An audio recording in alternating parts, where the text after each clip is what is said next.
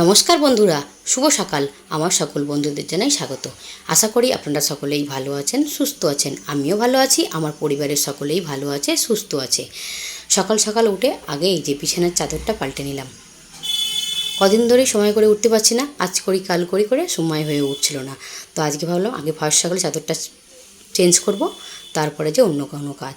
আর এই যে এদিকে কি সুন্দর আপন মনে জলেতে খেলে যাচ্ছে। আমরা তো এদিকে গরমে টিকতে পারছি না, আর এদের তো কোনো চিন্তাই নেই। এদেরকে একটু খাবার দিয়ে দিলাম, একটু খেলা করুক, খেয়ে নিক। সকাল সকাল মাম আর বাবুর টিউশনের আন্টি এই যে বক্স ভর্তি করে ভালোবাসা পাঠিয়ে দিয়েছে। কাবলে ছোলা আলু দিয়ে ঘুগনি বানিয়েছে।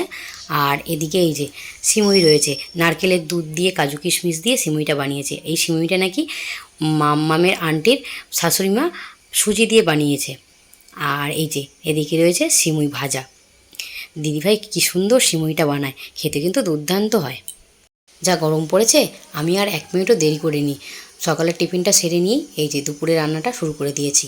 কি বানাচ্ছি বলো তো বন্ধুরা? লোটে মাছের ঝুড়ো। এইটা যদি থাকে না ভাতের সাথে, আমার তো আর কিছুই লাগে না। আজকে তো আমি একটু ভাত বেশি করেই খাবো, এতটাই মানে আমার পছন্দের। মাম্মামের ড্যাডি অতটা পছন্দ করতো না, কিন্তু এখন ভীষণ পছন্দ করে। বাবু আর মাম তো খাবে না, ওদের জন্য আলাদা করে করতে হবে। আর এদিকে আমি 2টো গ্যাস জ্বেলেছি।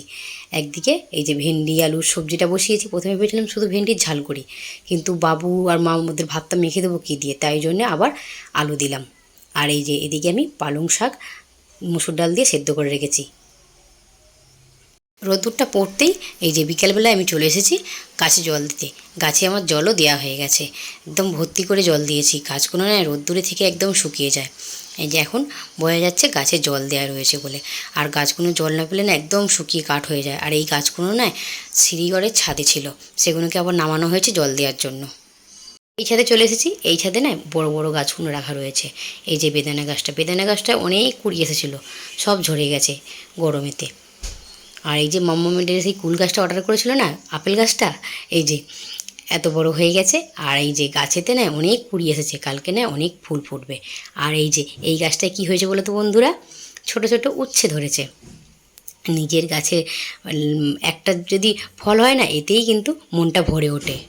মাম যদি টিভি দেখে, টিভিতে অন্য কিছু হবে না, কৃষ্ণ কার্টুন হবে, কৃষ্ণের সিরিয়াল হবে, নয়তো হনুমান হবে, রাম হবে, শিব ঠাকুর হবে, গণেশ হবে, এইসব ওর সিরিয়াল নয়তো কার্টুন। আর এছাড়া কিছু দেখবে না, ঠাকুর দেবতার কার্টুন আর সিরিয়াল ছাড়া অন্য কিছু দেখে না। এই যে শুয়ে পড়ে দেখছে। ঘড়িতে দেখালাম সন্ধে 6টা 19 বাজে, কিন্তু এখনও বেলা রয়েছে। এই যে দিনের আলো দেখা যাচ্ছে। কিন্তু মাম্মামের টিউশন টাইম হয়ে এসছে, তাই মাম্মামের ড্যাডিকে বললাম মাম্মাকে রেডি করে দিচ্ছি, তুমি যেয়ে টিউশনে দিয়ে আসো, আমি দোকানে বসছি। আর আজকের মতো ব্লগটা এখানেই শেষ করছি। ভালো লাগলে লাইক কমেন্ট শেয়ার করার জন্য অনুরোধ রইল।